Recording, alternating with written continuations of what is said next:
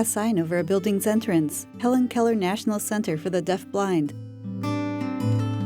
A woman works at a computer. So one Friday in May, these three women came in and they're talking to me about the Helen Keller National Center. And I said, it's time. Tracy, instructor's aide. I said, I'm falling over things more. I'm scraping up my knees. She walks with a guide dog. As my training started, it was one of the best decisions I've ever made. Francis, HKNC student. He signs in an interview. My dream has always been to write a book. And that's one dream that my two daughters have been bugging me to do. I just kept putting it off and avoiding it because of my problems. Those were the real issues. But now I see more and more that I will be effective in achieving my goal to write that book. A young man with a cane steps onto an elevator and selects a button. Words read Mark, student. I would absolutely recommend it for any deafblind individual that feels they're not doing anything with their lives, so they're just kind of stuck, and they need more training on anything from independent living to communications to work. Come here and make the best of your program and learn from it, and take those skills home with you and be a productive member of society. Another student, Jill, signs. I've seen so many new things that have changed my vision of the future. HKNC is awesome, and it's changed my life. A logo, Helen Keller National Center for Deafblind Youths and Adults. Words read mission and history. In the lobby, a relief and an oil painting depict an older Helen Keller. A plaque names the painter, Alexander Clayton. The mission of the Helen Keller National Center for Deafblind Youths and Adults is to enable each deafblind person in the United States to live and work in the community of their choice.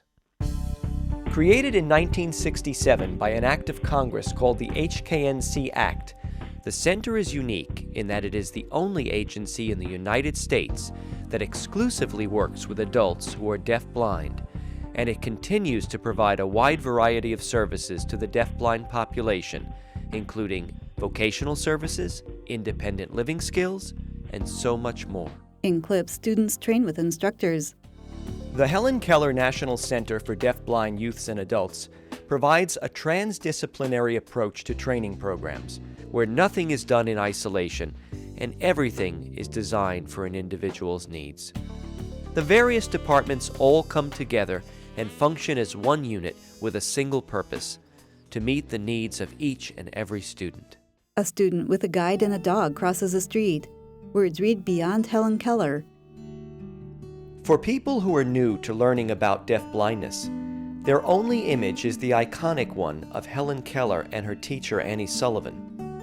But as the famous phrase goes, deafblindness didn't stop with Helen Keller. A painting shows a young Keller at a well. Sullivan writes on her hand as water pours.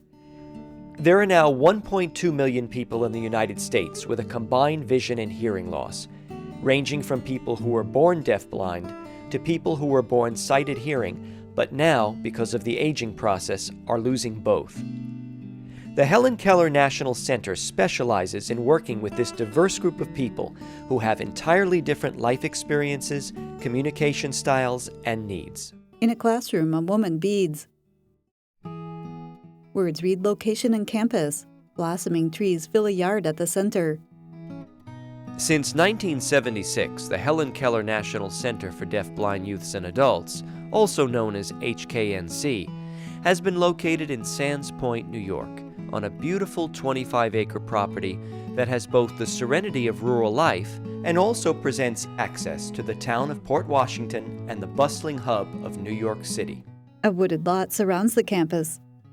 The campus itself is designed to be both a comfortable, inviting living environment for students, but also an educational one that presents natural challenges to mobility and will allow students the chance to hone their independent mobility and living skills, allowing to better navigate the real world when they return home. A young man descends steps out front.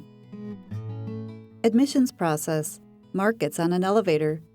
The admissions process was when I signed up for the Braille Institute in California, and while I was there, I talked with my counselor there, and she let me know about the Helen Keller National Center and set me up with my Helen Keller representative from my state. A U.S. map. The Helen Keller National Center for Deafblind Youths and Adults has 11 regional offices across the United States. The role of the regional reps is to provide information, support, and advocacy to individuals with combined vision and hearing loss, their families, and the professionals who serve them. The reps play a key role in the application process to the training program at HKNC headquarters in Sands Point, New York. Two women sign in a video phone conversation. For a majority of the student population, the regional reps are the first point of contact at HKNC and serve as a critical link between home and the center. One woman touches another woman's hand as she signs. Arrival. Students enter a lobby. HKNC accommodates each individual's travel needs when students first arrive at the center. During the first week, students will experience a comprehensive orientation to the program, where they will meet with key staff on their team. Students will meet with a communication evaluator who will go over the different areas of training. It's during this period that HKNC staff will come to understand the students' goals and personal needs and begin working together to design an individualized program to help each student achieve those goals. Employment and vocational services. An instructor lists vocational goals. Vocational training is at the core of the program at the Helen Keller National Center. This comprehensive community-based training program starts with a vocational evaluation in which the students have the opportunity to explore different kinds of work. With over 75 work sites and growing, HKNC continues to develop more opportunities reflecting the diverse interests of its student body. A student greets a manager in a florist shop. Good to see you. Thank you. We've been working with John for the last few weeks, and he's come in to learn the basic skills how to do floral design. He is really has mastered the skills of putting a dozen roses in a vase. We've also worked with doing centerpiece work, plant baskets. We've wrapped up flowers. We have been training him to be able to work in a flower shop and handle all facets of working in a shop. Deidre wheels a cart. I do a work experience, and it's at a grocery store. She stocks bread. I work in the bakery, and some of the things that I do are I price the items, I package, She adheres a sticker. I put the labels on, and I put the products out on the floor for customers to purchase. Her manager. Deidre is such a great worker. She came here. She didn't know too much about bakery, but picks up very fast. Just have to tell her once, and that's it. The next day, I don't have to tell her anything. At an office building. Most recently, HKNC has begun to work with local government. One student, John, is currently working on data entry in the town clerk's office. Leslie Gross. He's been such a wonderful addition to our office, and he's been doing a lot of the work that we do here. And we have adapted our hardware so that John could do some of the entrance, and he's really just fit in so well into our whole office environment. John interviews. We're not alone. We can still work. You know, we're still able.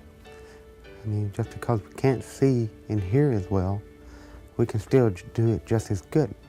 Now, I know what I want to do with my life. I feel like I have a purpose, a voice for disability, and that is my goal, to go back to college to eventually earn a congressional seat.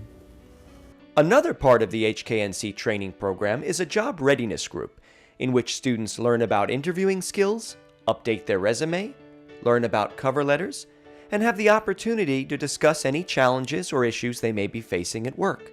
In a workshop, a man cranks a drill press, boring holes in a length of wood. An instructor at his side watches. In a classroom, an instructor helps two women learn tactile signing. In a bookstore, a young man shakes a woman's hand and shelves books. The students regain their self-confidence as a result of the program, knowing they can go back home, go to work, and have a full and productive life. Technology. A student works a keyboard with a braille display. Technology is a great equalizer in today's world, where any deafblind person can have the same access to society's most popular communication methods via their personal computers. They can email, blog, vlog, communicate through Twitter, Facebook, and so much more. Magic, yeah, magic, the magic of technology. At HKNC, students will have access to various cutting-edge technologies. The training programs at HKNC help students to learn the skills to effectively use this technology to meet their personal goals and needs. A student hugs his parents outside. His mom waves pom-poms. My husband John and I have a son John who was born deaf-blind, totally blind and totally deaf. And in high school, we realized how far behind he was technology-wise. And he would come on his school vacations for 5 days or a week at a time and be able to have individualized technology instruction. There was no one in our home state who could provide that kind of training. Frances signs in an interview. I'm learning about technology and computers and displays, which have all helped me so much. I can braille something, read it, and then go right back to brailing. The refresher braille is a braille display that's electronic. The braille pops up and it refreshes, just kind of like a monitor would. Scott, technology instructor. The braille is connected right now to my iPhone through Bluetooth. I'm able to write text messages, read text messages, check out the weather. I do a lot of my banking with my phone. Tracy at a video magnifier. With this piece of paper, I cannot read it with my naked eye. So I put it on a CCTV and it enlarges it for me. On screen, the text is almost an inch high. Mark in a computer lab. I never thought I'd be able to use a computer again. And it wasn't until I came here that I learned about the JAWS program, which is a screen reading program that opened the doors of communication for me and the use of my laptop again. I'm 32 years old and I'm from Los Angeles, California. When I first came to HKNC, I didn't know about all of the adaptive equipment available to me, nor did I know how much it would change my life. Student Armand works a communicator, a keyboard with a braille display. Beside him, a woman taps a phone. With me using this mobile device. Hello. At a recent HKNC holiday party, Armand first used the deafblind communicator because he found the party too noisy and overwhelming for him. However, after he started using it and people came up to him and were talking to him with it, he started dancing and joined the conga line and later told staff that it was the best day of his life. Armand drops his head back and smiles. Orientation and mobility. A student and instructor walk down a hall. At HKNC, students will have extensive orientation and mobility training, following strategies and techniques that are research-based to fit the unique needs of people with a combined vision and hearing loss. All O&M instructors are knowledgeable in American Sign Language or use specially trained interpreters during class. Assessment and instruction take place on campus or out in the community, progressing from simple to complex situations. A student runs errands. O&M staff also factor in the student's home environment and try to match the area they are training in to the student's home neighborhood, all with a goal to restore and maintain safety and independence. A student, Eloise, carries a to-go food box into the center with a smile. She signs in an interview. Yes, I have Usher syndrome, and I didn't even know it. For example, I kept having problems falling when I would walk. I came to HKNC, and in my training, I learned how to use a cane in my mobility class. So therefore, when I came to a barrier or a curb, I was able to walk safely. And I'm so thankful to HKNC for helping me.